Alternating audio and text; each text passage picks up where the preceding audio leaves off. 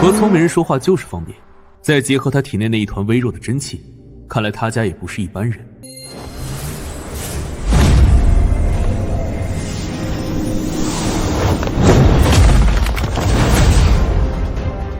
韩风可是内境中期，你一个内境初期的，怎么可能会是他的对手？小李，小李，小李！汤爷，对不起，都是我没用，不怪你，你已经尽力了。行了，你的救兵到底什么时候来？老子可没有耐心一直等下去。心儿怎么还没回来？难道说是那位前辈不肯来？韩风，动手！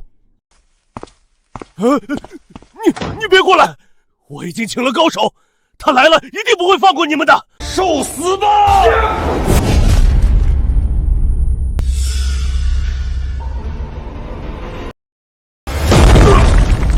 谁？我。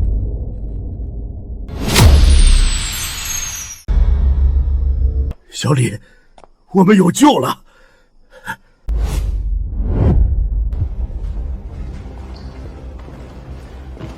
什么人躲躲藏藏的？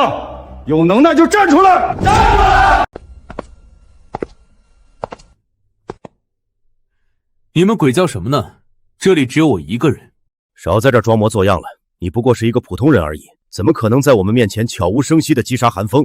他可是内境中期的高手。这群白痴竟然把前辈当成普通人啊！汤爷，您说那个年轻人是前辈？等着吧，有他们吃亏的时候。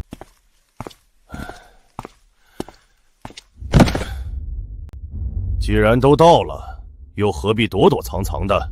都跟你说了，没别人。既然你们不信，哼，好好，既然你身后这人迟迟不肯现身，那我就把你打到他现身为止！给我杀！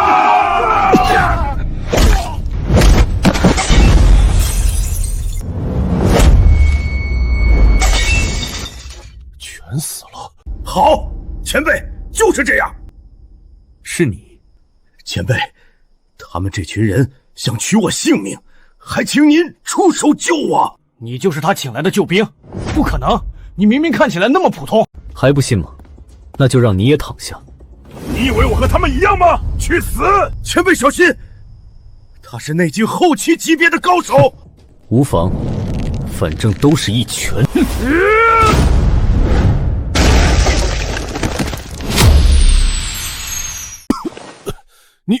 你怎么可能那么强？我可是内境后期级别的武者。在本座眼里，你和蝼蚁没有太多区别。多谢前辈救命之恩。哎，本座可不是随便出手的。听你孙女说，你似乎愿意付出百年血身。对，前辈2次出手救命，这百年血身自当奉上。前辈稍坐，我这就去拿。不急。你到底是什么人？我明明已经是内境后期，为什么还打不过你？难道说你已经是化境宗师？不可能，你最多是内境大圆满。化境宗师，内境大圆满，这是什么境界？前辈，难道您不知道吗？咱们武者分为外境、内境以及传说中的化境，这每重境界又可以分为初期、中期、后期以及大圆满，而到了化境，则被称为武道宗师。这个黑风说自己是内境后期，其实和炼气中期差不多吧？那些普通杀手似乎是外境，也就炼气初期。如今的我现在是炼气后期，那么算来是化境。看来这里的人们虽然没有发展出修仙，但还是琢磨出了一套自己的修炼体系，可惜太过低级。前辈，我的修炼方式和你们不一样，所以正好问一下。原来是这样。昨晚我已经预估到前辈是内境后期级别的高手，没想到现在竟然轻松解决掉一个内境后期的寒风，看来是内境大圆满。仅仅用一株百年血参就教好这么一个高手，简直赚到了。前辈，昨晚要杀你的也是他们吧？他们是什么人？为何要杀你？前辈，小唐我在这滨城算是一个小小的首富，当初发迹的时候不可避免地得罪了许多人，但那仅仅是商业上的竞争，我真不知道究竟是谁这么执着的要杀我。我之前开出双倍的价格想让他透露，但这家伙却是死活不说。呸！我们杀手可是有荣耀的，岂能随便透露雇主的消息？小子，你别得意，就算你是内境大圆满又怎么样？我师尊也是内境大圆满，你敢不敢让我打个电话？好，你打吧。前辈，不可啊！内境大圆满可是仅次于化境宗师的实力，可以说距离突破仅仅只差一个契机。我知道你也是，但是两方打起来生死难料。我师尊十分疼爱我，若是让他老人家知道我惨死在你手里，一定……快点打！啊！你知道我打？本座不想再重复。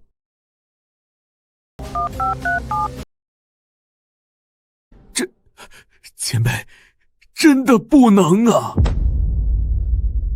放心，我心里有数。小子，你等死吧！我师尊就在滨城，用不了多久他就会过来。唐爷，要不您还是先走吧，他们的目标可是您。前辈都不走，我也不走。小李，你快去拦住星儿，让他千万别回来。爷爷，我回来了。星儿，快，你赶紧跟小李离开。爷爷，这是为什么？汤同学，你回来了。赵同学，这些都是你。星儿，现在不是解释的时候，你快离开。爷爷，这是为什么？这不都已经解决了吗？星儿，你不知道，马上会来一个更加厉害的高手，若是双方打起来，结局生死难料。更加厉害的高手。我师尊说他已经到附近了，你们都跑不掉了。爷爷，咱们这不是有赵同学在吗？他身后的那位前辈都已经解决了这些杀手，想必更厉害的高手也一样不在话下，对不对？你懂什么？马上来的可是内境大圆满，仅次于化境宗师超级高手。等等，你刚刚说什么？什么前辈？赵同学，你不用隐瞒了，我已经猜到了。其实你就是一个普通人，对不对？只不过你身后有一位前辈高手在保护你。昨晚和今天都是你身后的那位高手解决了这些杀手，对不对？小姐，不是。来了。是谁胆敢欺负老夫的徒儿？师尊，师尊，我在这儿。是哪个王八蛋打伤你的？师尊，就是他。啊，这个家伙该不会脑子坏了吧？竟然会认为是赵同学打伤他的。闭嘴！黑风，你确定是他打伤的你？怎么他身上一点气息没有？师尊，我没搞错，就是他，他也是内境大圆满，也是内境大圆满，这么年轻。看样子这个杀手真的伤得不轻，居然会认为赵同学是内境大圆满级别的高手。你就是这家伙的师尊吧？你还有没有救兵什么的了？一起叫来吧，省得麻烦。混账东西，你居然敢看不起老夫！今天老夫就要打得你跪地求饶！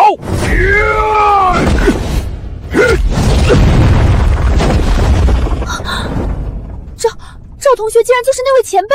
你在想什么？我之前不就让你去请赵前辈？我还以为要不要告诉爷爷，其实我一直把赵燕山当成了普通人。我想起来了，他就是老穆，人送外号圆满杀手，曾经有5名内境大圆满级别的高手惨死在他手里。什么？你们现在才知道吗？已经晚了。就算他真是内境大圆满，今天也得完蛋，将会成为我师尊手下的第6尊亡魂。小子，你想逃？不过可惜，就算是内境大圆满，也没人能逃得出我的掌心。你们所有人都要死！逃？没必要。我只是想说，果然和我猜测的一样，你这个所谓的内境大圆满，只不过相当于炼气中期，若论实战，甚至还不如。你在说什么乱七八糟的东西？老夫一句都听不懂。不重要，重要的是你做好准备接本座这一拳了吗？我看你还能狂妄到几时？受死！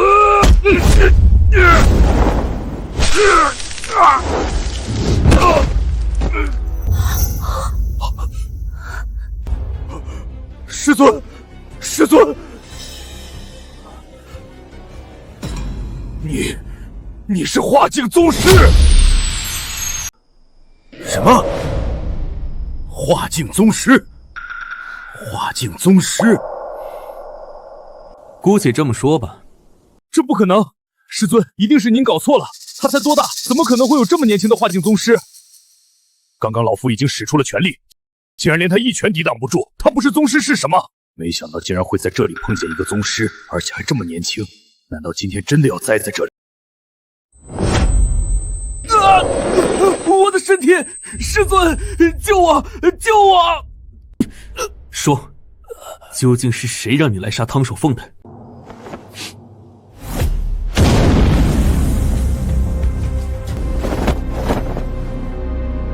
师尊，你小子，这一局算你赢了，但是老夫还会回来的。好徒儿，你就安心的去吧，为师将来一定会帮你报仇的。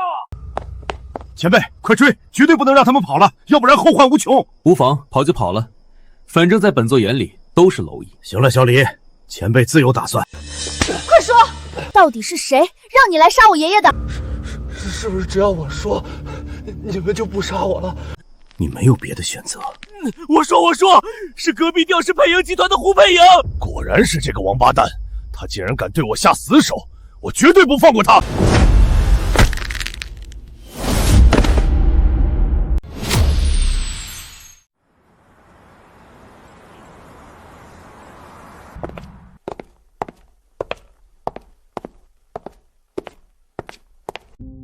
赵前辈，这家药店也是我们家的。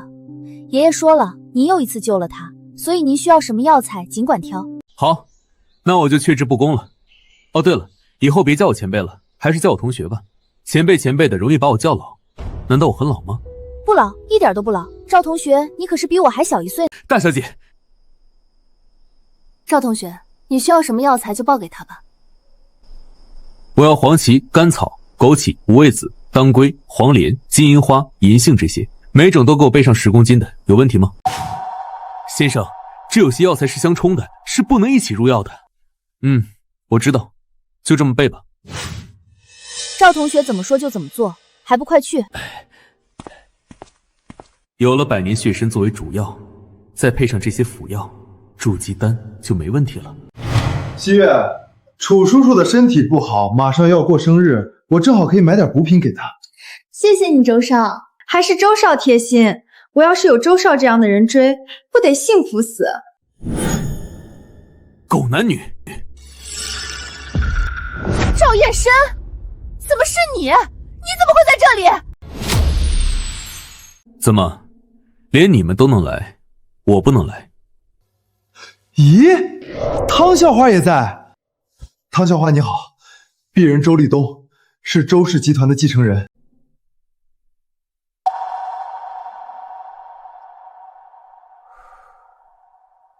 周氏集团没听说过。汤校花未免也太孤陋寡闻了吧？周氏集团可是市值数10亿，在咱们滨城也是名列前茅。你怎么打我？本小姐想打就打了，你又能怎么样？而且区区几10亿也敢在本小姐面前叫嚣，汤校花，你未免也太霸道了吧？本小姐就霸道了，你想怎么样？你怎么能这样？误会，汤校花，我们之间是不是有点误会？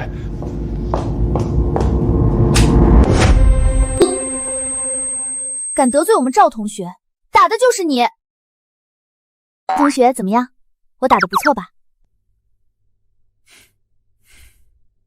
不错。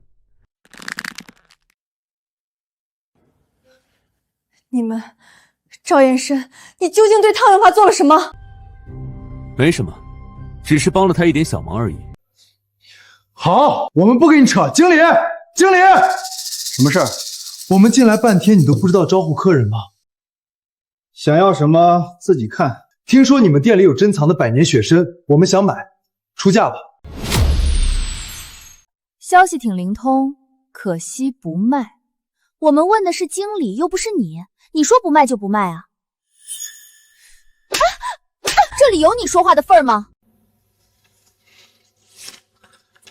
？1000万，卖不卖？给句话。不卖。嫌少是吧？行，2000万，这已经很有诚意了。说了不卖，你这个人怎么就听不懂？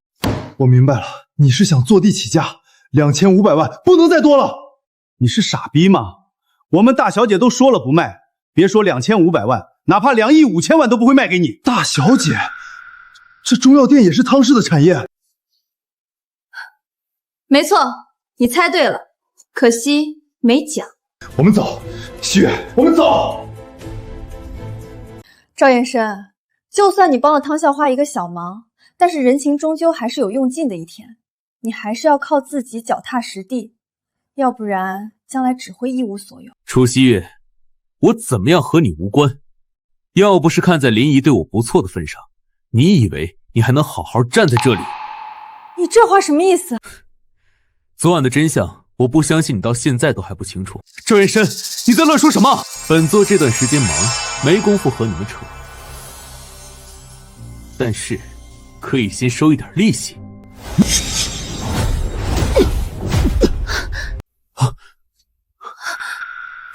怎么回事？我刚刚好像看到一团光进入我的体内。我也看到了。你对他们做了什么？你们很快就会知道了。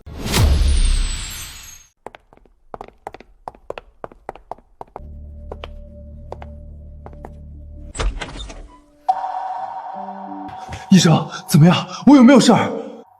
周先生，唐小姐，根据检查，你们的身体十分健康，并没有任何问题。真的？医生，你没有骗我们。我敢以从医数十年的经验来担保，你们绝对没有任何问题。那就好。不过赵燕生之前那一手又是什么？我们好像确实看见了光。我知道了，肯定是赵燕生不知道从哪儿学来了个光影魔术，故意来吓唬我们的，好让我们自乱阵脚。非常有可能，他简直太歹毒了，就是想让我们自己吓自己。会是这么简单吗？我总感觉昨晚之后他有些不一样了。哎呀，西月，你别想太多了。他赵燕生只不过是一个乡下来的野小子，无权无势的，根本报复不了周少。他只能用这种方式来吓唬。云云说的对，西月，你就是太善良，他和你根本就不是一个世界的人，还是早断为好。我知道了，今天我回去就会和我妈说清楚，我对赵燕生没有丝毫兴趣。这可真是太好了，现在天色还早，我们再去逛街吧。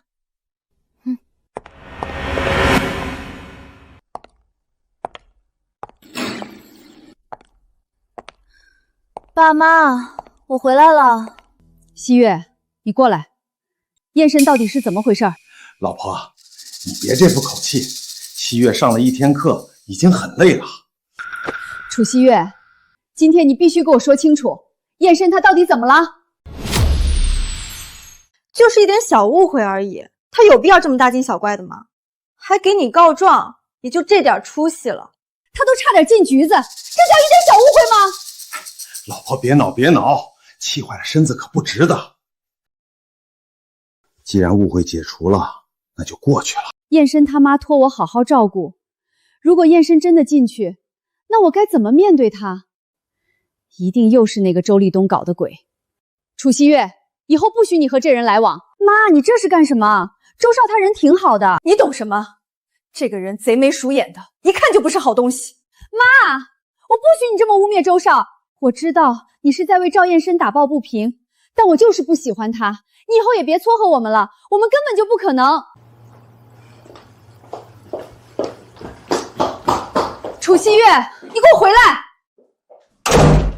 老婆，女儿大了，有自己的想法很正常，但感情是不能勉强的。既然女儿不喜欢，那就随她去。而且我觉得周少也很不错，家世好，又这么苦苦追求我们女儿，给我们家带来的助力，不比那个一无所有的乡下小子强得多。你们父女俩都喜欢那个周少是吧？等将来出了事，你们后悔都来不及。赵燕生，自从你来了后，我们家就没安静过。我是绝对不会让一个乡下野小子娶我女儿的。这座天宫1号本来是我爷爷给他的一位老领导居住的，后来那位老领导去世，就空了下来。我爷爷说，你要是不嫌弃的话，就住在这儿。不错，很豪华，而且灵气比其他地方足，正适合我修炼。既然如此，那我就先住下了。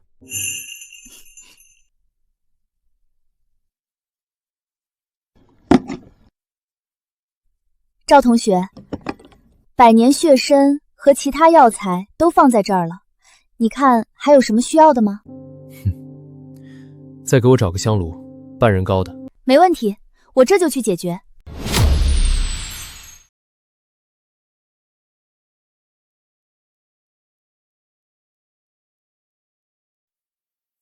一切准备就绪，是炼制筑基丹的时候了。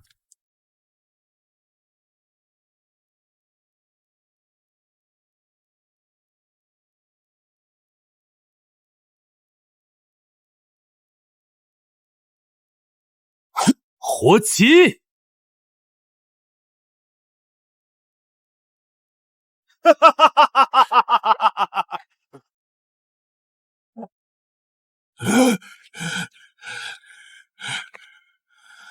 什么人胆敢闯？咦，木子，你怎么了？你怎么受了这么重的伤？是谁把你打成这样的？是宗师。什么？宗师？不是说现在所有宗师都已经隐退了吗？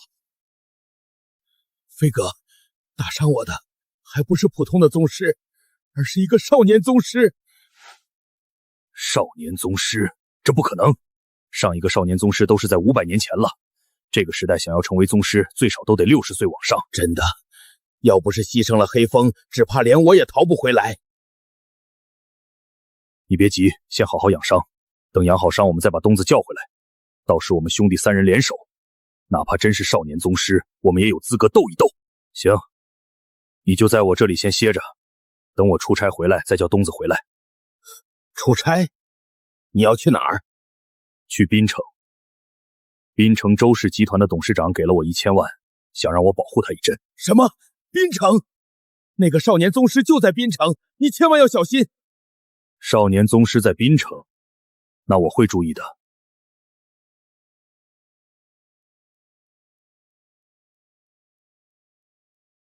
陆少，来呀！美女，我来了。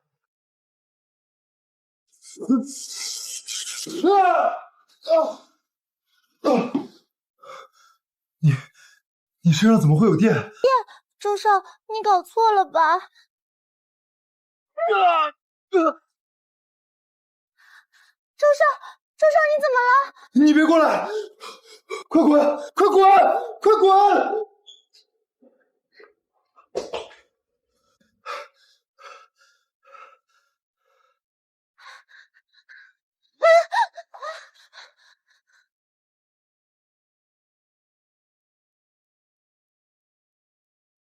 你看看你像个什么样子，都这么大人了，能不能稳重一点？就不能谈个固定的女朋友吗？行了，爸，我知道了。奇怪了，这到底是怎么一回事？我刚碰到那个女人就被电到，是她有什么特殊体质吗？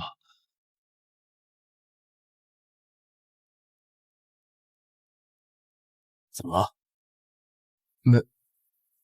没事，看来只是一场意外。行了，不跟你废话，3年一次的玉兰会就要开始了，这次就跟我一起去吧。真的吗？爸，我也可以去玉兰会了。当然，这涉及到未来3年我们苏省的利益分配。作为周氏集团未来的继承人，当然得先见见世面。太好了！对了，爸，我可以带几个朋友一起吗？可以，不过不能太多。我明白了。唉，修为还是弱了点儿，借助炼丹炉才只炼制出了7颗筑基丹。要是以前，这种低级丹药我随手都能炼出成百上千颗。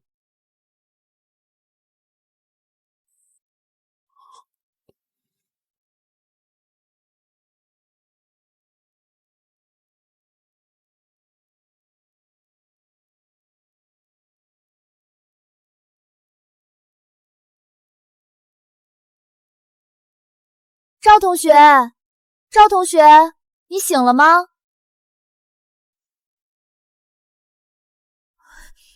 赵同学修炼的这是什么？竟然还能发光！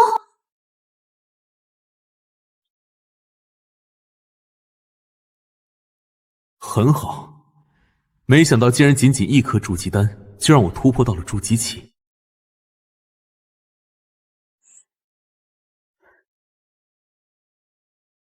汤同学，赵同学，不好意思，我不是故意要打瞌睡的，只是看你在修炼，不敢打扰。没事。你怎么这么早就来我这儿了？我带了点早餐给你，也不知道合不合你的胃口。谢谢汤同学的好意。不过现在的我已经辟谷了，也就是说不用再进食了。什么？赵同学，那你不成神仙了？还不算，只能算是神仙预备役。怎么了？赵同学，我爷爷他们即将去参加玉兰会，但是我担心他会有危险，能不能请你去保护他一下？我也知道这个要求有些过分，但我会想办法补偿你的。补偿？赵前辈，真不好意思。心儿，你怎么搞的？都说了让你不要打扰赵前辈，这点小事我们自己能解决的。汤爷，小姐也是一片好意，赵前辈既然站在门口，说明他也不反对。赵前辈，都怪我这个孙女多事。无妨，汤同学答应了我，会再为我找一株百年血参或者同等级别的药材。可是这样还是太麻烦您了。行了，而且我对这个玉兰会也挺感兴趣的，听说会出现不少武者。走吧。那就谢谢赵前辈您的赏光。心儿，下次你可不许这么多事儿了啊。爷爷，赵同学都不怪我，你怎么还怪我？赵先生请。心儿，你就陪赵先生坐后面。好。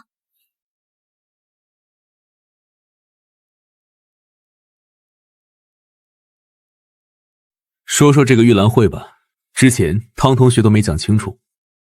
赵前辈，是这样的，大概30多年前，苏省百废待兴，各个行业都快速崛起。您也知道我是武者，我发家的时候自然用了些手段，而其他势力自然也想到了这一点，所以许多武者都出现在我们身边。我就是当时被汤爷救下，要不是汤爷，我早就没命了。因为武者的关系，所以许多人为了争夺市场和订单，都选择使用武者，出了不少人命，惹得总督震怒。后来总督就规定，每3年举行一次玉兰会，同行业如果想上位，就用武者进行对决，赢者可以获得市场的优先占有权。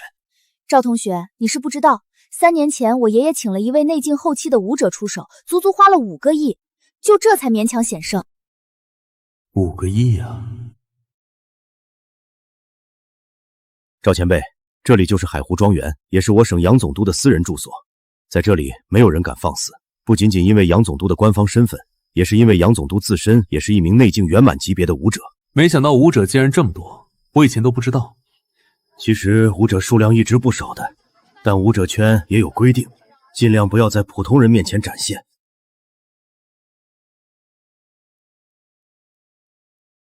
现在是一场简单的碰头会，但真正的大戏是在明天晚上。汤爷，你这次是彻底死心，准备放弃了？廖俊华，你怎么会在这里？汤爷，别忘了，3年前的玉兰会是我帮你赢下的，没有我，你们汤氏集团在3年前就得玩完。我知道，所以廖先生，我很感激你对我的付出，我也给了你足够的报酬。哼，那今年你为什么不继续找我？我不就开价10个亿而已，这你都心疼？还有没有一点滨城首富的格局？内境后期还不如老穆，你还好意思说？10个亿不是大白菜。大不大白菜我不管，我只问，今年不靠我，难道靠你一个内境初期的废物？谁要靠你一个黑心垃圾？我们有赵同学就够了。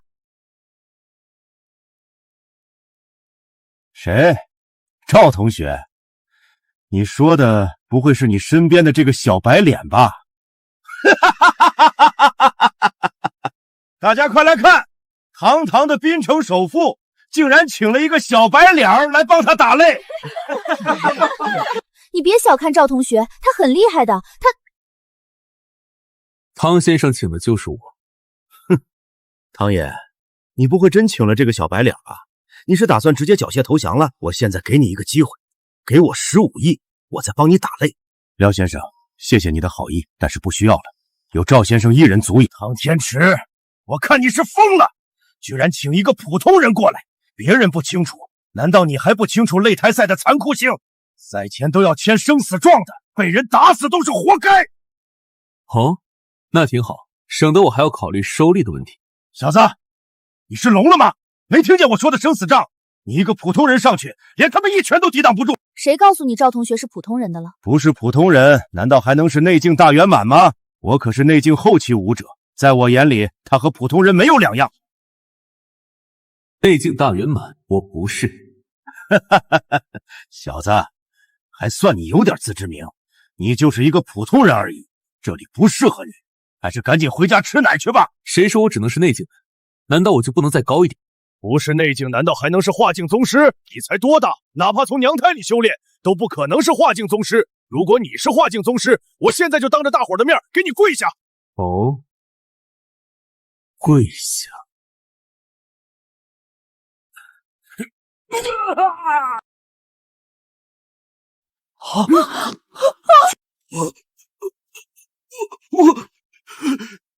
不错，挺乖嘛，起来吧。俊华，你想干什么？难道忘了庄园的规矩？谁敢私下争斗，谁就是和杨总督为敌。小子，你给我等着，也不怕告诉你，这次我的雇主就是胡佩莹。吴佩莹，难不成就是派人暗杀爷爷你的那个人？哼，就是他。上一届我就是用廖俊华打败了他邀请的人，结果他今年就直接邀请了廖俊华，估计是开了高价。王管家好。各位好，请问现场有医者吗？总督大人的母亲有点不适，想请一位医生看看。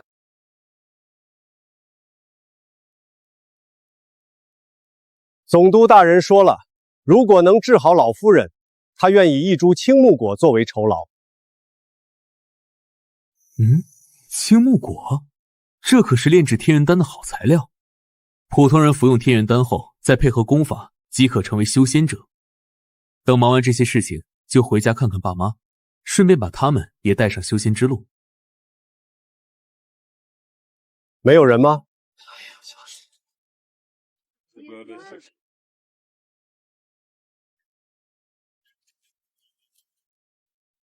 我。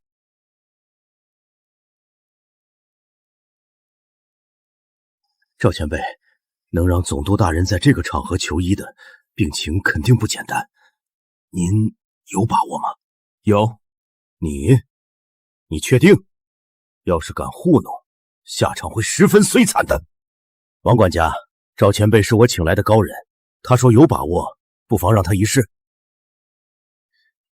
既然有汤天池给你做保，那你们跟我进来吧。走。都怪你非要去接他们，害得我们耽误了点时间。看，碰头会都开始了吧？爸，西月和云云都是我的朋友，我这不是想带他们来见见世面吗？周叔叔，抱歉，都是我们的错。周叔叔，您这么厉害，想必这次的玉兰会一定会有更大的进步。这次全得靠赵先生。嘿嘿嘿，好说好说。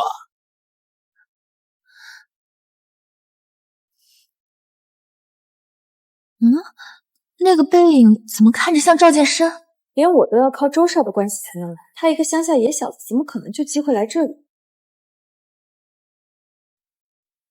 总督大人，这位先生说他可以治老夫人的病。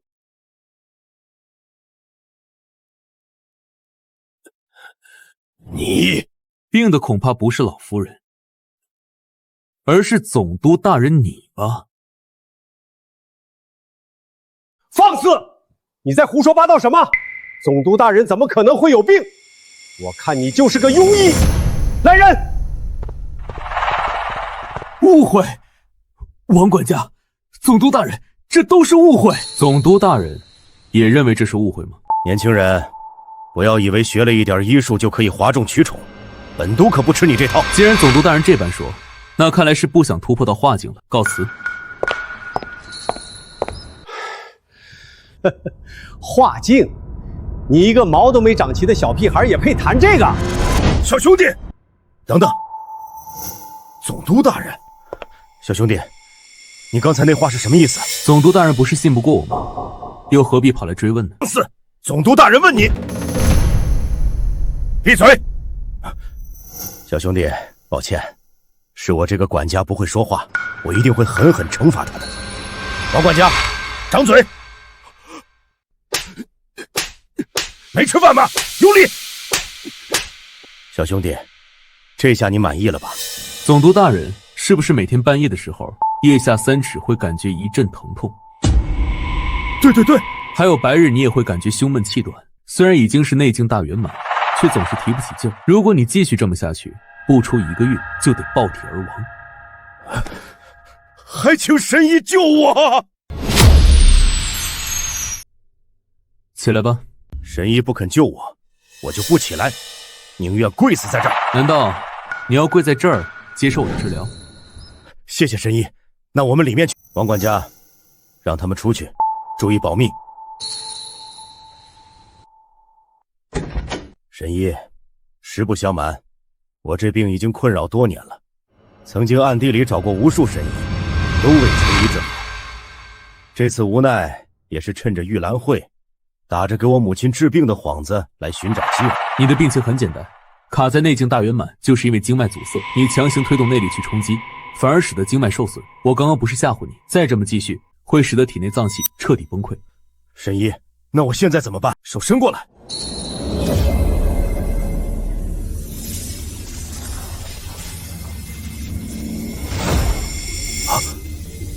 这是？还不快运功！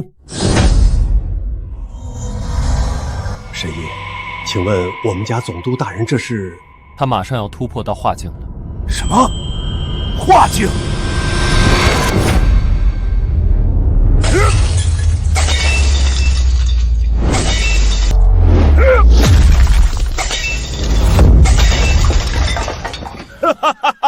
本都终于突破了！多谢神医救命之恩，我必将重谢。这个就是青木果，看起来普普通通嘛。你们可别小看这青木果，以它为主要炼制成天元丹，足以在短时间内批量制造出一批化境高手。好了，你们休息吧，我出去走走。还得是周少，要不然我们怎么能来这么高端的庄园？是吧，西月？周少，谢谢你了。客气，这次也只能委屈你们住酒店了，争取下次我们能住进这些别墅。周少，主别墅我知道是总督大人自己住的，那其他那些别墅呢？其他别墅那得是在行业中在省内排名第1的才能住得进去，而且得是重点行业，比如金融、能源、地产等等。哇，这么厉害！我相信周少你早晚有一天也能住进这些别墅里的。我会努力的。赵燕生看到了吗？跟着周少，我才能站在高峰看到这样的景色，而你永远只是一个乡下野小子。快看，有人出来了，会是哪位大佬呢？太黑了，看不清。咦，他过来了。赵燕生，怎么会是你啊？还真是冤家路窄啊！大胆，赵燕生，你可知道这里是什么地方？这里是海湖庄园，岂是你一个乡下野小子能闯进来的？保安，保安，保安！别叫了，用你们那江湖一样的脑子想想，海湖庄园会放任一个陌生人在这里随意溜达吗？切，难道你是跟着汤小华来的？你对汤心儿究竟施展了什么魔法？他竟然会连这种场合都带着你，那就用不着你操心了。汤小华，真是你！赵同学，夜里凉。汤小华，他到底有什么值得你看重的？不过就是一个乡下野小子而已。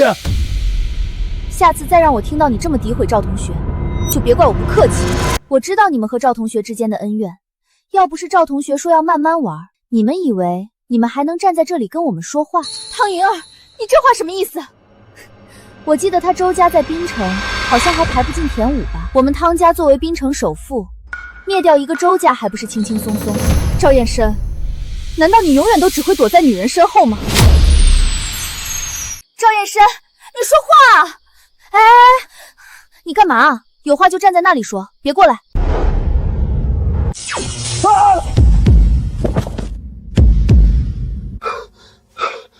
怎么又触电了？周少，周少，你怎么了？我送你们的礼物还喜欢吗？礼物？难道说我们这触电是你导致的？鱼，难道你也？对，自从那天回去后，我发现我碰到异性就会触电。是那天的光环。赵延深，你究竟对他们做了什么？你们两人都明显纵情声色，所以我就先断了你们最快乐的事儿。怎么样？这个礼物还行吧？原来是你这个混蛋搞的鬼！快给我解除，不然看我不弄死你！快放开赵同学！儿子，你别怕，爸来了。爸，给我杀了他！杀了他！好，爸给你做主。赵先生，麻烦你出手干净点。周董，杀了这小子没问题，但是这个女人得给我。没问题。小丫头居然还敢嘲笑老子！老子现在就宰了你的小情郎给你看！住手！谁敢在海湖庄园伤本都的贵客？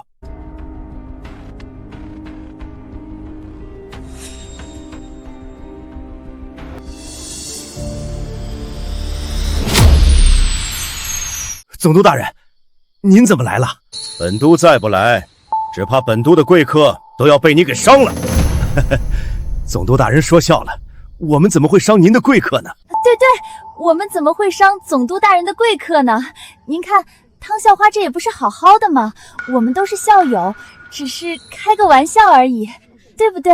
汤校花，拿开你的脏手！谁允许你碰本校花的？汤校花，你不仅是宾大第一校花，更是滨城首富的孙女，何必为了一个乡下来的野小子伤了大家的和气？你什么档次，也配和本校花说话？你，汤心儿，我们不跟你扯，赶紧让开！今天我非弄死这个小子不可！赵先生，赶紧动手！杨总督，我知道你也是内境大圆满，还是不要插手的好，免得弄得大家都不好看，到时候丢的可能是你总督大人的面子。小子，受死！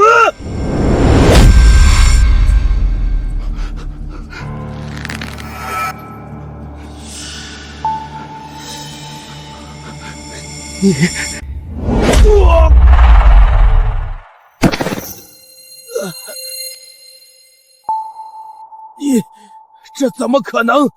你不也是内境大圆满吗？谁告诉你本都还是内境大圆满的？看看本都真正的实力吧！什么？化境宗师？你……赵神医，很抱歉，让他打扰了您的雅兴，您看怎么处置他？什么？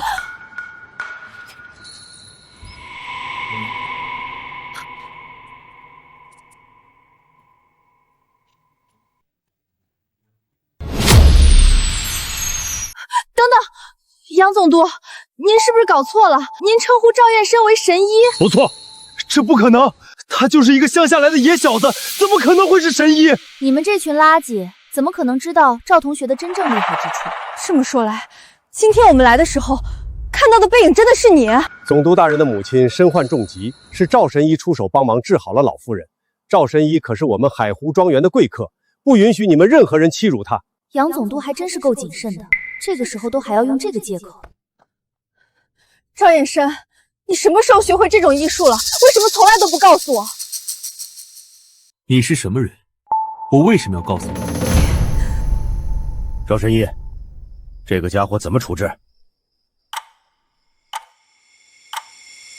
打断四肢，扔出庄园吧。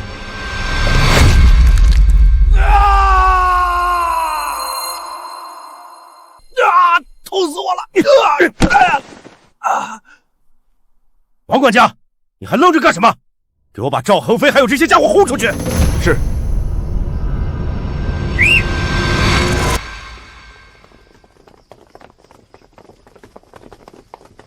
把这几个家伙，还有这个垃圾扔出去！是。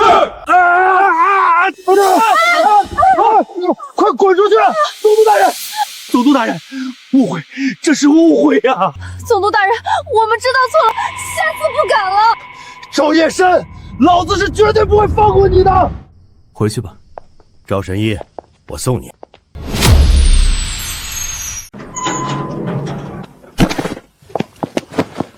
赶紧滚！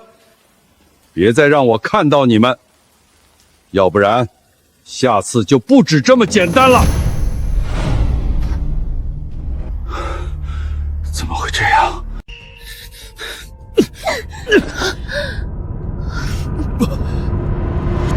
岂有此理！老子绝对不会放过这个野小子的！你们几个还不快把老子给搀扶起来去接骨！要是耽误了，老子立刻宰了你们！你他妈现在就是个废人了，还拽什么？爸，我们走。找死！呀！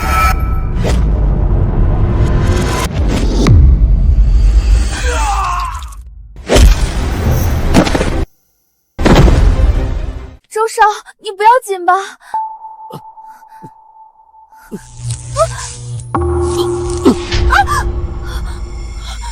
别碰他，他现在还碰不了异性。儿子，你怎么了？别吓爸爸！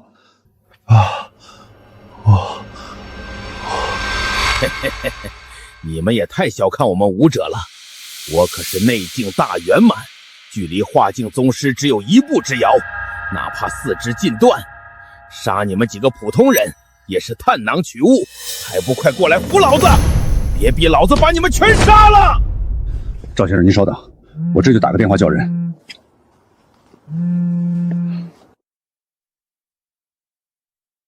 快点儿！儿子，你感觉怎么样了？爸，我现在好多了，只是当时那会儿，我有一种地球毁灭的感觉。他四肢都断了，怎么还那么厉害？就是说呀，周叔叔，这个武者真的有这么厉害吗？你们以前没接触过，不知道武者究竟多么恐怖。哪怕是最低级的外境初期武者，也能轻松打倒2、3个特种兵。而到了内境初期，能打数10个。赵先生已经到了内境大圆满，可以说是万中无一。这个级别的武者，在万军中取上将首级，如探囊取物。这也太厉害了吧！怎么会有这么恐怖的一群人？难道上面就不管管吗？怎么没管？要是不管的话，立冬现在怕是已经成了一具尸体。那杨总督是不是比赵先生更厉害？是的，没想到杨总督竟然已经突破到了化境，这个境界又被称为宗师，哪怕是在所有武者中也是万中无一的那种。传说宗师能够徒手接子弹，这不已经超脱了人类的范畴了吗？差不多。所以你们千万不要得罪一个宗师，哪怕是上面都只能小心翼翼面对。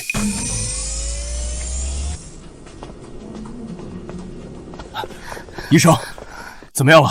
很抱歉，周先生，我们已经尽力了。废物，都是一群废物，连这点小伤都治不好，要你们有什么用？飞哥，飞哥，木子，木子，我在这里。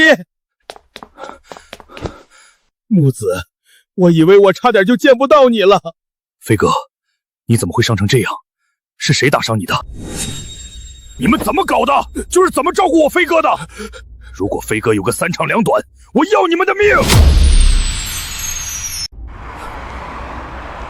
赵前辈，这次多亏了你，要不然我们汤氏集团别说更进一步了，只怕连原来的地位都无法保证。举手之劳。赵同学，还是你太厉害了，一下子震慑住了廖俊华，逼得他低头，要不然我们也没这么容易成功。你们是没看到胡佩星那个怂样，哼，他是完全怕了。那是，谁叫我们这边有赵前辈呢？当时不知道多少董事长、总经理想认识赵前辈，可惜赵前辈完全不在乎。赵同学可是真正的前辈高人，岂会在乎那些凡夫俗子的金钱诱惑？我也是人，也有欲望，普通的金钱的确诱惑不了我，但是这个青木果我却很喜欢。赵同学，这个青木参真的能批量制造出化境高手吗？当然，不过需要一些药材配合炼制成天元丹。赵前辈，我们唐家可以提供其他药材，就是这个天元丹炼制成后，能不能分我们点儿？不多，1颗就够了，只要1颗。好，如果有多余的，我会分你们点的。那真是太好了，先谢谢赵前辈了。爸妈，你们还好吗？我回来了。没想到这个杨行月竟然突破成为化境宗师，出手还这么狠辣。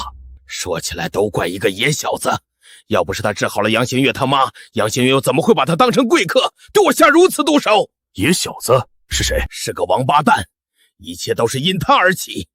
杨行月现在成了宗师，又有着官方身份，我奈何不得。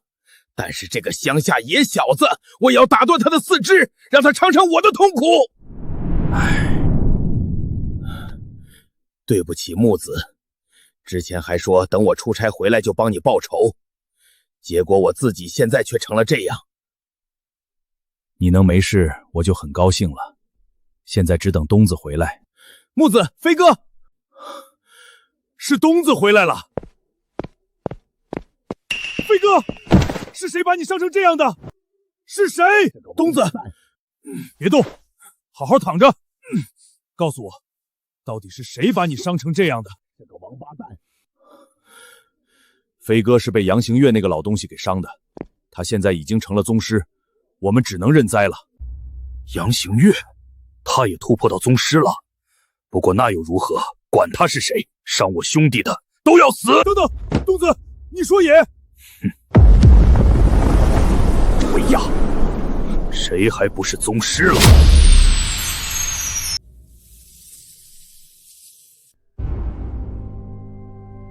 不错，这炉竟然出了10颗天元丹，爸妈各1颗，爷爷也有1颗，还剩下7颗。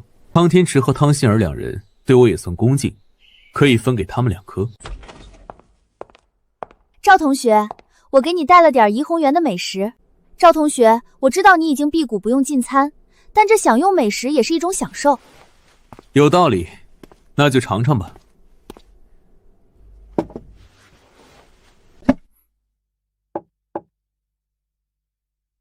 来，试试这块梅汁排条，这可是怡红园的招牌菜。怎么，不好吃吗？不是，太甜了点儿。我们滨城可是号称甜都，怎么可能不甜？赵同学，你不是滨城人吗？不是，我家是农村的。怪不得。那来试试别的。别的菜先不说，汤叶儿，我问你一个问题，你要郑重回答。他这么郑重其事的，难道是要对我表白？我虽然贵为滨大校花，但是在他眼中应该和普通人没什么两样。赵同学，你说吧。我想收你和你爷爷为记名弟子，你可愿意？不是要对我表白吗？怎么，不愿意吗？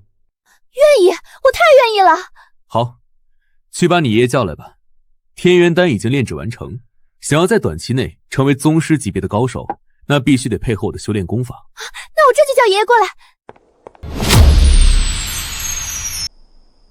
师尊，请喝茶。请喝茶。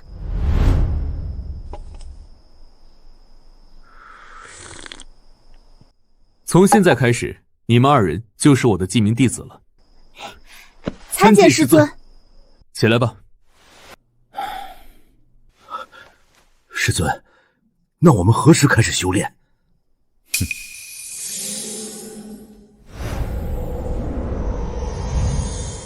服下吧，然后盘膝坐下，我带你们开始正式修炼。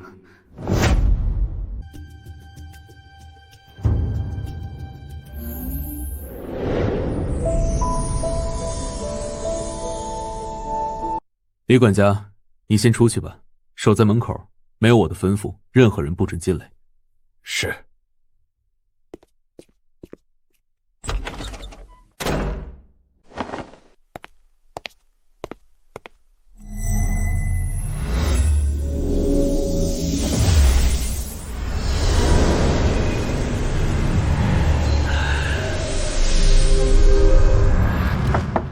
西月，你这到底是怎么了？一回到家就把自己关进房间，你让我和你爸很担心。西月，是不是周少欺负你了？你放心，你爸我这就去周家，要他们给你一个交代。给什么交代？你还嫌不够乱吗？哼，他周家是厉害，可也不能白玩我女儿，起码要给一个名分。爸，我和周少没有任何关系。你说的是真的？你说你都跟周少去外地了，怎么也不想办法拿下他？到时我们楚家不就可以抱着周家的大腿飞黄腾达了吗？楚国栋，你把女儿当成什么了？让你飞黄腾达的工具吗？爸，让你失望了。周少以后一辈子都可能碰不了女人了。什么？那他成了太监了？你们不是去参加玉兰会吗？究竟发生了什么？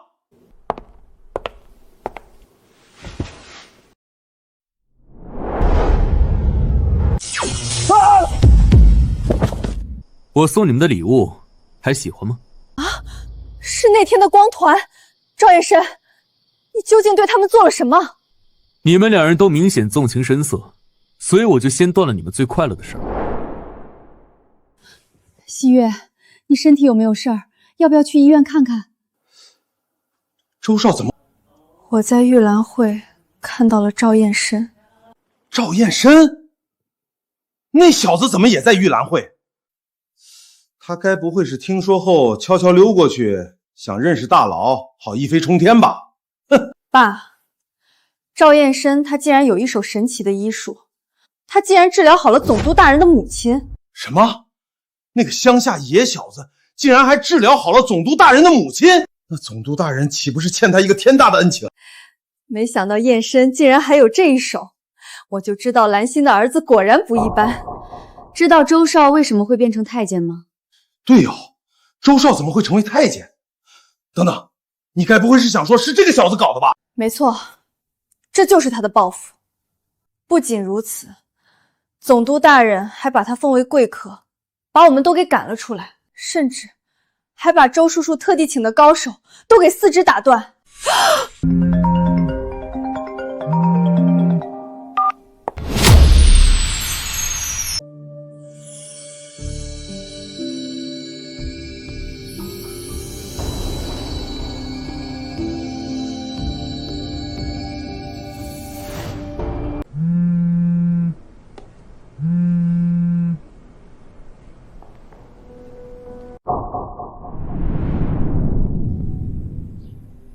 喂，老妈。儿子，最近生活的怎么样？在你林姨家生活的挺好的吧？看来老妈还不知道我已经从林姨家搬出来的事儿，还是先不告诉她了，等见面再说。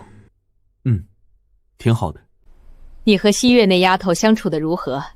你有没有欺负她？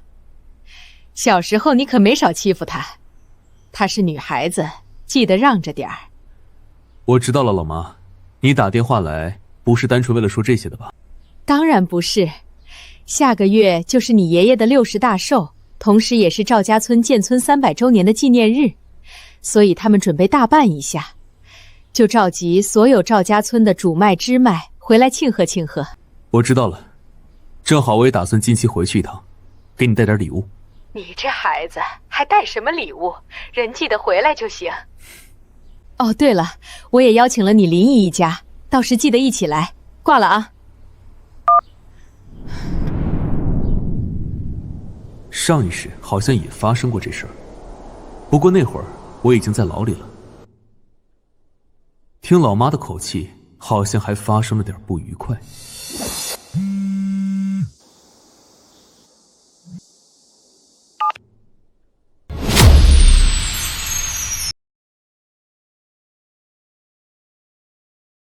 他直接挂了。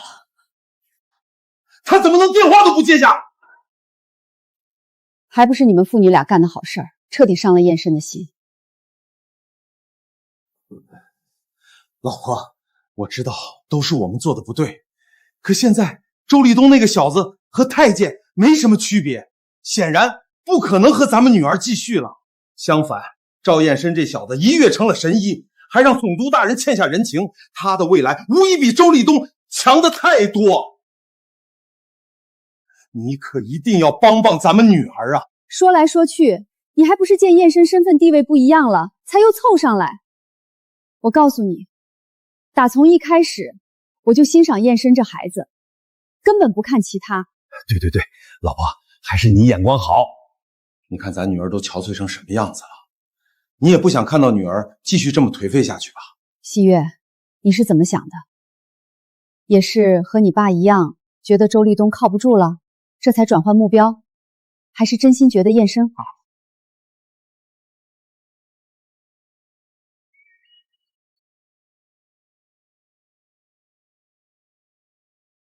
干嘛？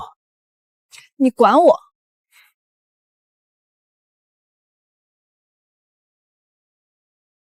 西月，西月，你看看你们，我也是很希望他们能在一起的。正好兰心打了电话过来，到时我们也去参加赵家村的建村庆典。对，就这样。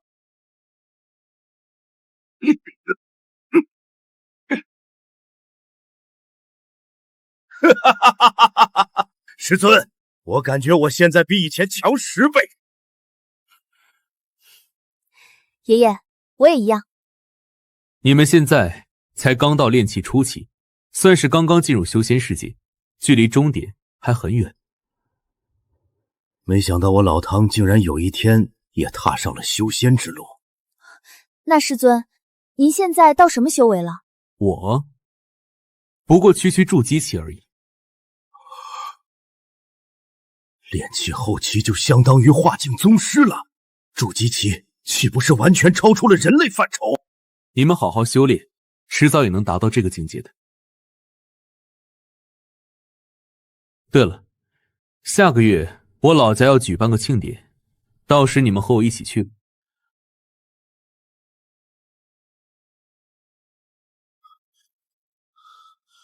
我恢复了，木子、东子，我竟然真的恢复了！我的内伤也彻底痊愈，东子，多亏了你。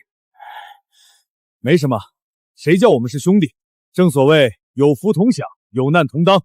得亏你幸运发现了遗迹，要不然我这辈子恐怕都得这样了。现在我们不仅彻底痊愈，在服用你发现的丹药后，还能够突破到化境宗师。对，到时我们就是3位宗师，就算杨行月再厉害又能如何？我看这回还有谁能保住那个乡下野小子？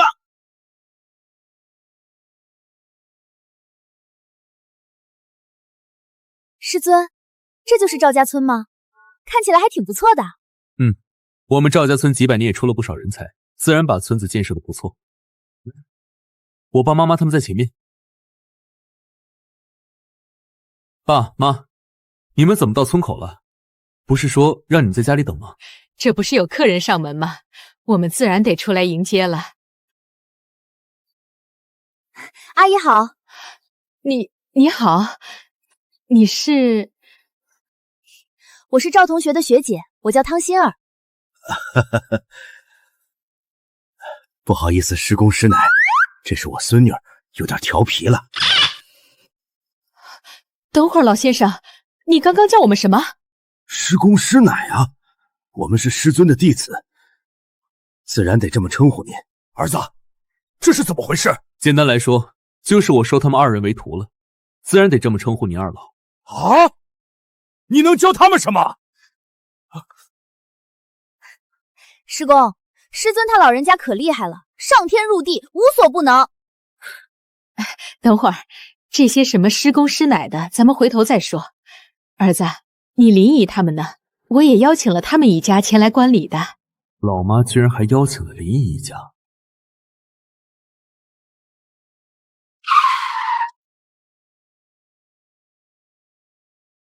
兰心，我们来啦！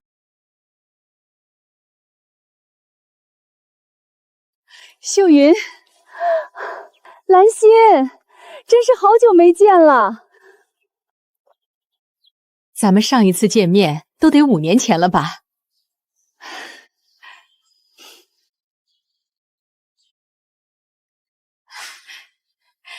西月都长这么大了，真漂亮。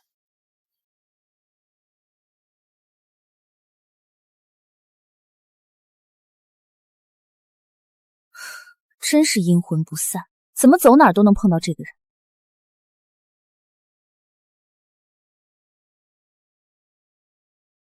兰心阿姨好。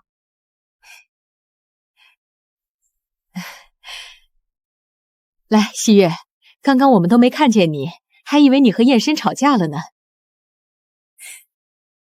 吵架？他不配。你怎么这么说话？怎么说人家也是客人？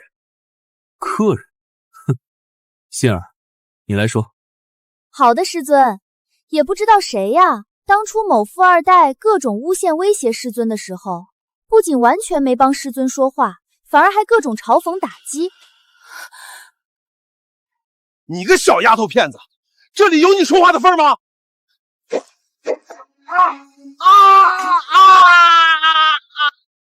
哼！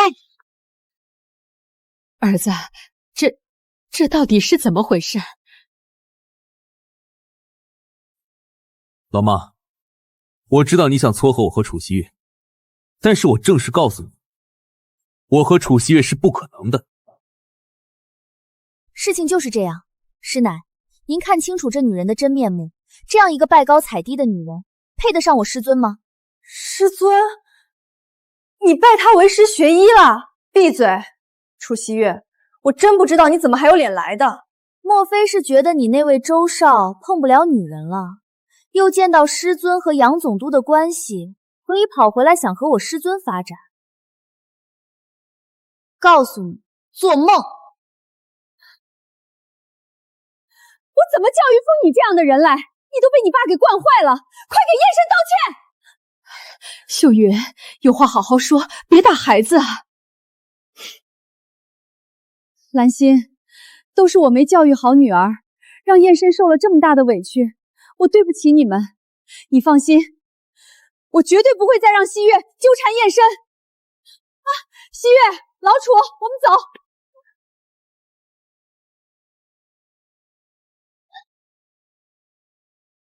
秀云，等等，先别走。其实是这样的，这次邀请你们来参加庆典，还有想让你们家给我们撑撑场面的因素在。撑场面？对，主脉支脉都会请朋友参加，哪家如果没请，就会被全村人看不起。我们认识的人不多，能想到的只有你们了。见过二叔，没想到您还真回来了。当然得回来，这可是我们赵家村的大日子，我怎么可能不回来？对了，忘了给你介绍，这2位是老穆和东子，都是我的好兄弟，你就叫他穆叔和东叔吧。穆叔、东叔好，招待不周，还请海涵。哼，这是你儿子，怎么不叫人啊？你们是骗子吧？骗得了我爸，却骗不了我。啊！你瞎说什么呢？赶紧给你二爷还有穆爷、东爷道歉。二爷据我所知已经60多岁了，但他呢，看起来也就40上下的样子，哪里像是一个年过花甲的老人。二叔、穆叔、东叔恕罪，燕池还小，不知道您3位的厉害。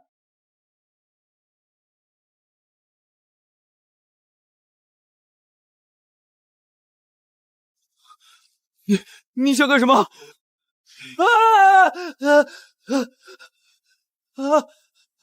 放开我！快放开我！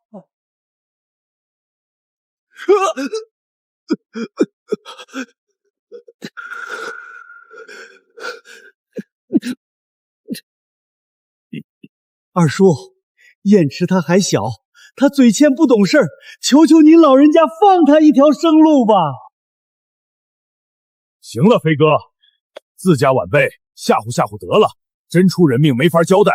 飞哥，给哥几个面子，别跟这混小子一般见识。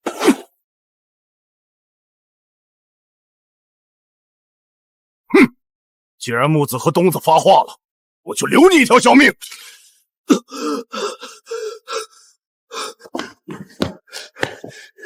逆子，叫你客气点，你不听，看你以后还敢不敢狂？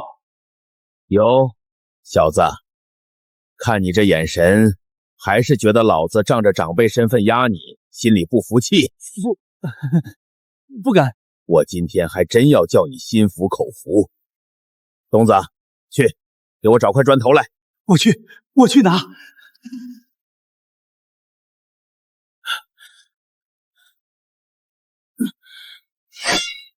小子，看好了，什么叫天外有天？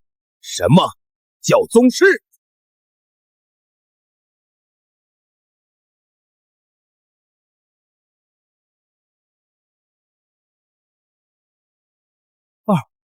二爷，这是怎么做到的？您这也太厉害了吧！能教教我吗？别乱说，这可是你二爷的绝技，能随便乱学的吗？哎，我这次回来，其实也是想找一个衣钵传人的。毕竟，我现在可是宗师。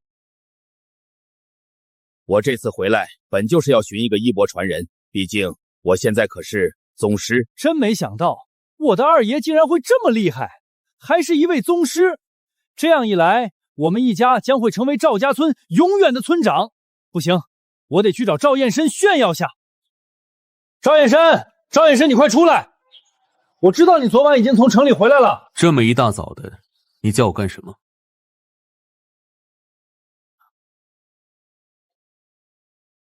赵燕申，这么大清早的你在房顶干什么？有本事下来说话。下来吗？好。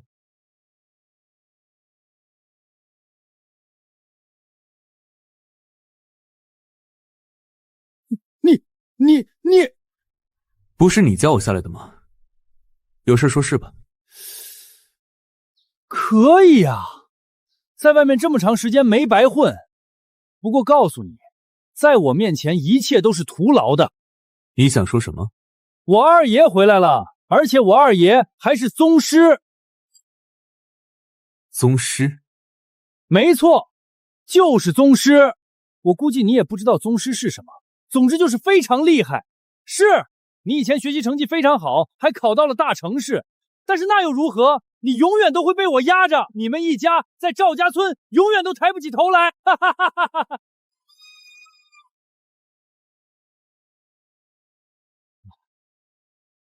哦哟，赵燕申，你可以啊，竟然还带了2个美女回来，正好就全都给我吧。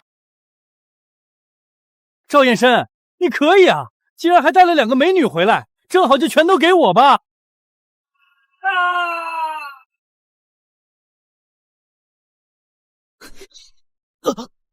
呸！什么垃圾，居然也敢来轻薄本小姐！快放开我！我二爷是宗师！哼，你二爷是宗师又如何？一样都是废物。怎么一大早又闹起来了？爷爷，您怎么来了？燕池啊，你们一家已经是村长了，还想怎么样？快放开我！放开我！不然我让我二爷全都灭了你们！鸿飞回来了！是，我二爷已经是宗师了。燕申，快让你朋友放开燕池！啊！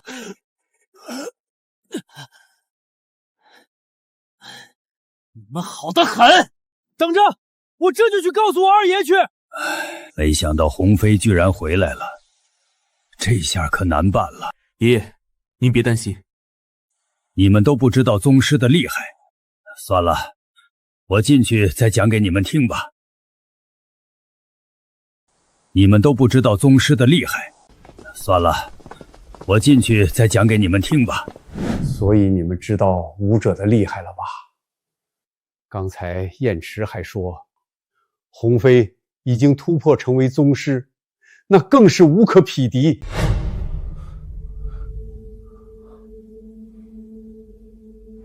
爸，我听说赵彦渠的爷爷曾经和您争过村长之位，后来就是因为赵云飞的介入，您才放弃的。那都是30年前的事儿了，当年就有恩怨。现在你们又打了赵彦池，我担心鸿飞会给我们一家难堪。你们家还真是够惨的。秀云、西月，我们走。走？去哪儿？自然是去给赵彦池公子赔罪。他的背后可是站着一个宗师，如果有这位宗师的支持，那我们楚家岂不是能飞黄腾达？区区一个宗师，就让你们楚家又要去抱大腿了？亏你们昨天还说要诚心认错，就这么诚心的？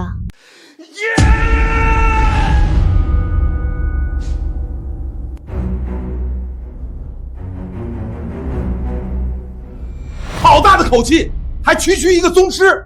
别说是你了，就算你爷爷亲自在此，在宗师面前也得低头赔罪。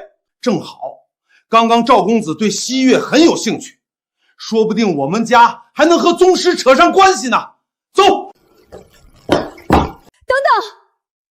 楚国当，你给我站住！我们是兰心请来的客人，怎么能去别人家？我们是兰心请来的客人，怎么能去别人家？哼，客人？你看他们有把我们当成客人吗？还不是为了利用我们？秀云，我们家从来都没有利用你们的意思。我知道。行了，林秀云，你到底跟不跟我们走？如果不走，那就离婚。你竟然要因为这个跟我离婚？当然，我不希望和他们家一起沉。喜悦也想获得未来的幸福，对不对？对，爸，你说的没错，幸福是要自己争取的。我们走。林姨，你别难过了，像这样的男人还不如不要。林姨，他们选择离开你，将会是他们一生中最后悔的决定。天成，快去祠堂吧，庆典就要开始了。来了，爸，兰心，时间差不多了，我们去祠堂吧。好，希望这次别出什么幺蛾子。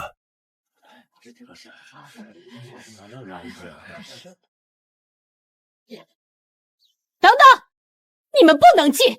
为什么？这次来的客人很多，所以一些并不重要的支脉只能坐在祠堂外面。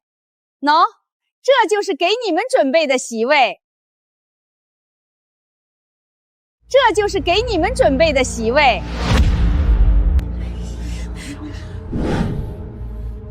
你们太过分了！我们也是正儿八经的赵家村村民，怎么能在祠堂外面？就是说，你们这根本就是故意刁难。哼，谁叫你们家没有请来什么尊贵的客人？哼，没人脉没资源的就得坐在外面。谁说没有尊贵客人的？在哪儿？在哪儿？尊贵的客人不会是指你这个小丫头片子吧？算了，我们就坐门口吧。爷爷，门口太扎眼，我们还是进去吧。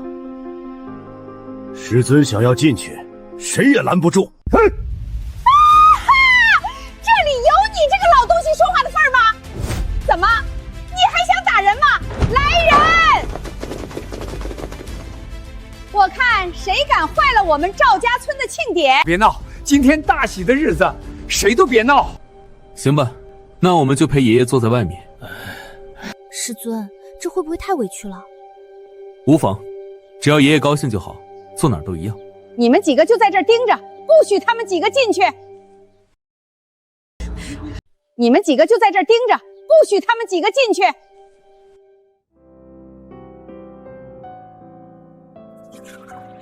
二爷，我给您介绍下，这是我女朋友楚西月，这是她爸爸楚国东，在滨城经营了一家小公司，勉强有个1000万资产吧。等等，你说哪儿？滨城，穆爷，怎么了？没什么，和你们无关。既然是你女朋友，那也算自己人了，就做主桌吧。等，让他们父女俩都去门口坐着。什么？你想质疑你二爷吗？还不赶紧安排去！好。现在听到滨城这2个字我就不舒服。哼。咱们3个现在也都是宗师高手了，等搞完庆典，就回滨城帮你报仇去。哦，对了，还有在海湖庄园的那个小子，我要非弄死他不可。武氏集团董事长武天光先生贺赵家村建村300周年。锦绣集团总经理顾延丽女士贺赵家村建村300周年。在滨城经营。锦绣集团总经理顾延丽女士贺赵家村建村300周年。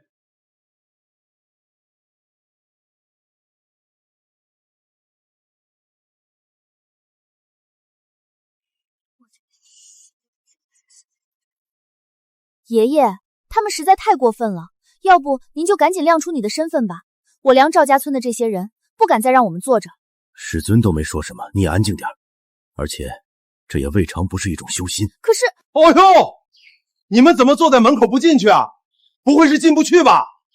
实不相瞒，西月已经成了赵公子的女友，赵公子可是对我们十分热情，让我们坐在祠堂里面呢。赵燕生，你不欣赏我，有的是人欣赏我。赵燕生，你以为你不看我就有用了吗？你不就会点医术？装什么呢？秀云，你若愿意，我们也可以让你进来坐。是啊，妈，没必要和他们一家人坐在一起。放开我！我没有你这样贪慕虚荣的女儿。林秀云，你难道真要为了你的闺蜜而抛弃你的老公和女儿吗？我真是瞎了眼，才会选择你们当我的老公和女儿。哪怕今天就是坐在门外1天，我也愿意。你真是不可理喻！他们一家子在赵家村根本没有任何地位，根本邀请不到任何尊贵的宾客，你又何苦和他们一起受罪呢？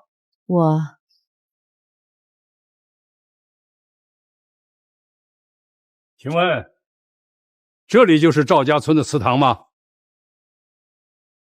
这里就是赵家村的祠堂吗？没错，这里就是赵家村祠堂。你是今天来参加庆典的宾客吧？您的身份是？好说，我是南城和风集团董事长沈耀辉。南城和风集团董事长沈耀辉先生到。原来是沈董，那请问您是谁的朋友？我让他出来接您。我是来找赵神医的。赵神医？对，就是赵燕申神医。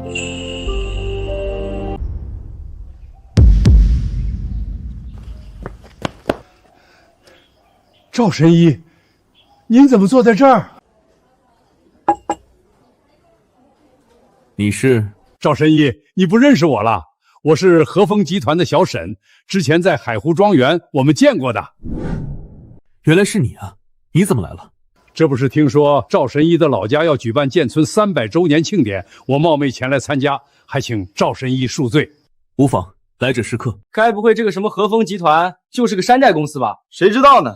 赵燕生能认识的会是什么大公司？南城和风集团，我怎么好像在哪儿听过？爸，南城和风集团是南城最大的企业，也就是说，他就是南城首富。什么？首富？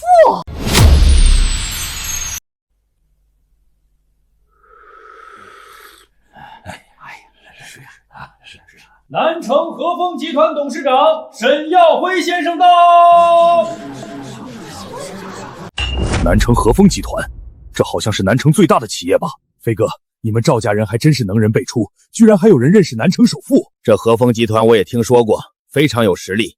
东旺，一会儿沈董进来后带他上主桌。好的，二叔。二叔，我去迎一下。快去吧。沈董，不好意思，刚才不知道您的身份，怎么能让您坐在这儿？快随我进去吧。赵神医，要不我们一起进去吧？沈叔叔，我们可不配进去坐。亲儿侄女，汤爷，您二位怎么也都坐在这里？汤爷？什么汤爷？你谁呀？连汤爷都不认识？他可是滨城首富，论资产是我的2倍有余。虽然我们都是首富，但我只配给他提鞋。小沈，你客气了。你们和风集团近些年发展的也非常好。对不起，对不起，我没认出您的身份来，还是快随我进去落座吧。什么？这个老头就是滨城首富汤爷？可是他听说滨城首富的资产过1000亿，连师尊都没进去坐，我这个当弟子的怎么好进去呢？不必了，我们坐在这里挺好，晒晒太阳也有好处。既然师尊这么说了，我们也就继续坐在外面吧。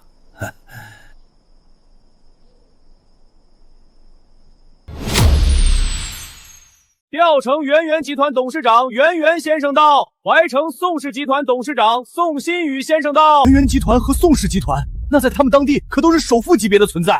赵家村谁这么有能耐，竟然会请来这些首富？我们赵家村这么厉害吗？能请来这么多首富？二爷，我也不知道啊。飞哥，不对啊，从刚才到现在，起码来了5个首富了吧？还有一堆排名第2、第3的董事长，怎么一个都没看到他们进来？对呀，就算再寒暄，这会儿也该进来了吧？让你爸去迎人，这会儿迎到哪儿去了？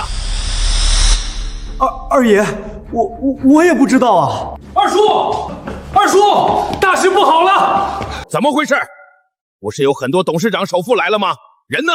二叔，他们一个个都不肯进来，说要在外面和赵燕生一家一起坐。他们疯了吧？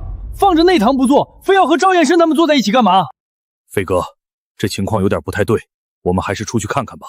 有道理，我们这就出去看看这些董事长们究竟搞什么鬼。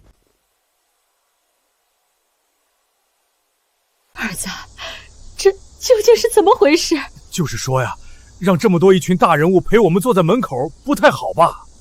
师公师奶，你们放心吧，他们都是自愿的。对，我们都是自愿的。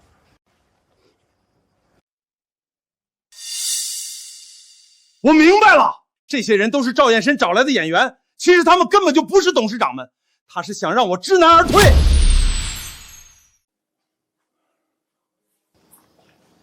赵燕生，你个缩头乌龟，你是被我说中了，不敢承认了是吧？白痴！赵燕生，你之前还说我虚荣，结果呢？你自己也是一个虚荣的人，为了一点面子，竟然找了这么多人来陪你演戏。燕生，真的是这样吗？我给您检查下。爷爷，你早年劳累，身子骨落下不少病根儿，不过没事儿，回头我给您服用1颗丹药，保准药到病除。燕生，你从小我是怎么教育你的？要你不要弄虚作假，该是什么就是什么。可是你现在竟然给我搞这一套！爷爷，我不需要那么做。老爷子，我们都是真的，才不是演员。某些人不是会查资料吗？这网上不都有我们的照片，对照下不就行了？刘总，没想到竟然会在这里遇到您。你是？我是建元电子的小楚啊，之前在酒会上我们见过的。哦，是你啊，怪不得有点眼熟。宋总，没想到竟然会在这里遇到您。你是？我是怀城电子的小刘啊。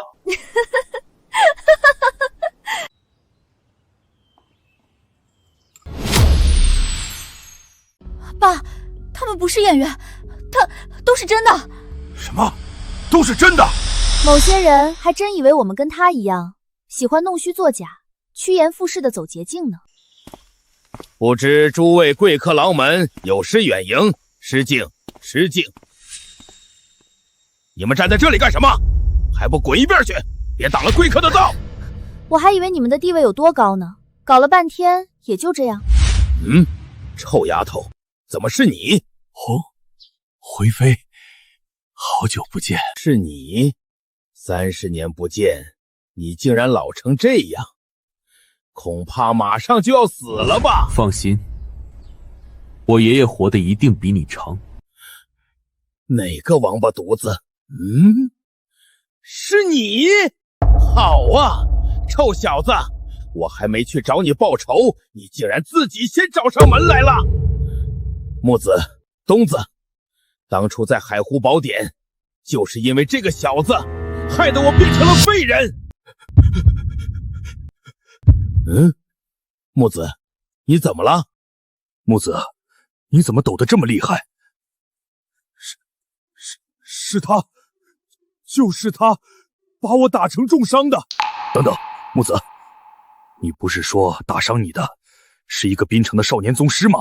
没错，他就是滨城的那个少年宗师，黑风就是死在他手里。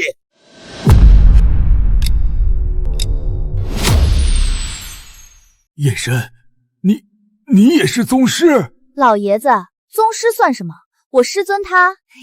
爷爷，我不是宗师，不过您别担心，无论我什么身份，我都是您的孙子。为什么你会出现在这里？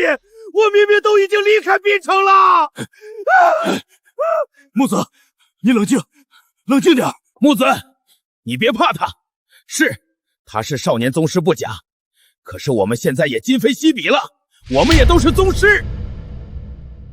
对哦，我们也是宗师了。而且还是3名宗师，根本不怕他。小子，本来我们还想着等庆典结束后再去找你复仇的，没想到你自己居然主动送上门来。说吧，你想怎么死？鸿飞，燕神是我孙子，你们之间是不是有什么误会？误会？我当初被他害得4肢全断，这叫误会；我的好兄弟木子被他打成重伤，这叫误会。要不是东子，只怕这会儿我们早就成了废人。没错，我们之间仇深似海，根本没有误会。赵燕山，就算你是少年宗师又如何？可是现在你的对面有3名宗师，你还不是要死？小子，当初有杨行应护着你，这次他不在，我看你能怎么办？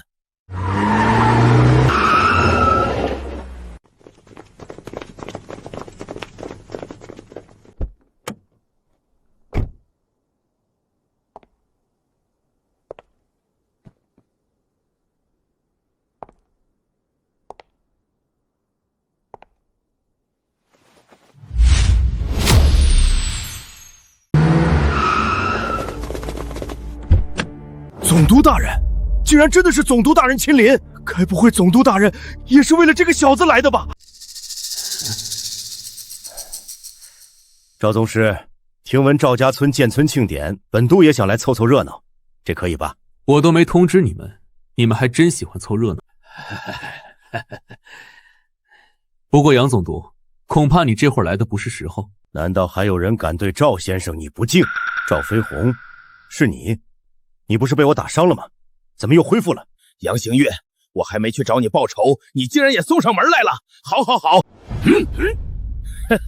今天我的2大仇人一起聚集了，就让我们兄弟3人会一会你们2个。赵先生，你放心，今天有本督在，定能护你周全。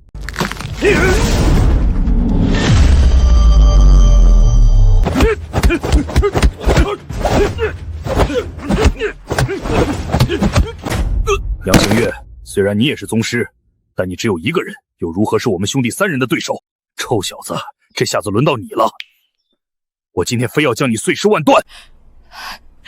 儿子，妈，没事的，收拾他们还用不着我出手。林姨，过来。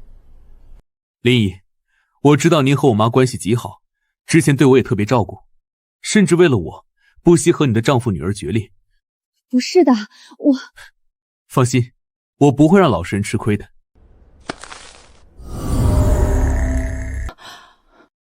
林姨，吃了它，然后我会帮你也变成宗师的。笑话，宗师可不是大白菜，是你说能变就能变的。也是我。林姨，如果你相信我，就吃了它；不相信就扔了它。小子，你还真以为宗师是大白菜吗？别说他这个普通人了，就算是内境大圆满，想要突破到宗师也是极为困难。说的没错，要不是东子带来的神药，我们也不可能突破。那是你们太废物了，林毅，你自己决定吧。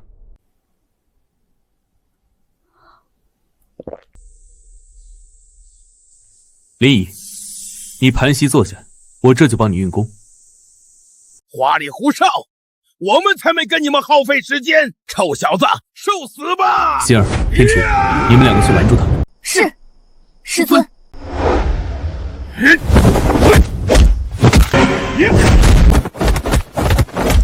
汤爷原先也是武者，我知道，但好像才是外境吧？现在竟然能和老木不分上下。还有他那个孙女，竟然以一敌二，丝毫不落下风。这怎么可能？1个多月前见你们的时候，你们根本没这样的实力。这下知道我师尊的厉害了吧？受死！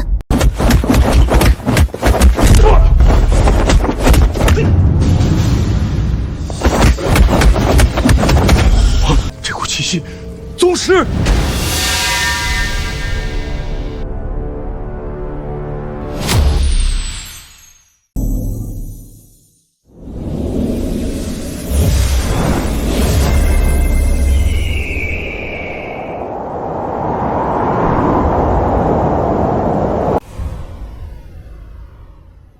我感觉我的身体里充满了无限的力量。林毅，因为你年纪大，基础较差，所以我帮你修炼了一点。虽然能让你直接达到所谓的宗师，但是代价就是今后修为恐怕无法再精进。都宗师了，还精进个啥？燕深，你能帮我到现在，我就已经非常满足了。好了，林毅，你也去试试吧，不需要什么套路，单纯凭借自己的本能。行。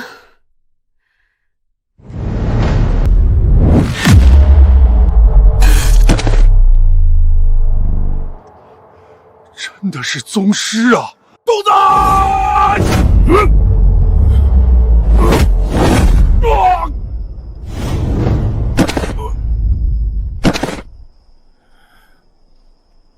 还是关心关心你自己吧。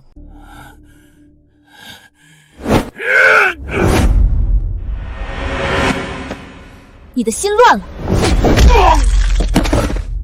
这不可能！我们穷尽一生，才好不容易借助了奇遇突破到宗师。他一个普通妇人，怎么可能会就在这短短几分钟内突破成为宗师？我不相信！假的，一定是假的！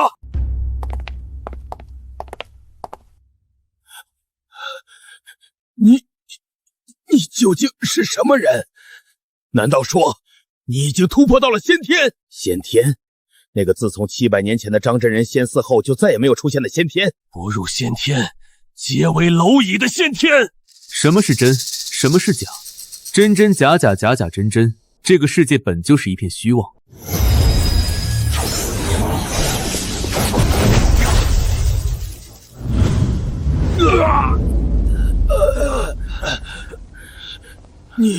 你做了什么？没什么，只是彻底打碎了你们的丹田，四肢和内伤好修复。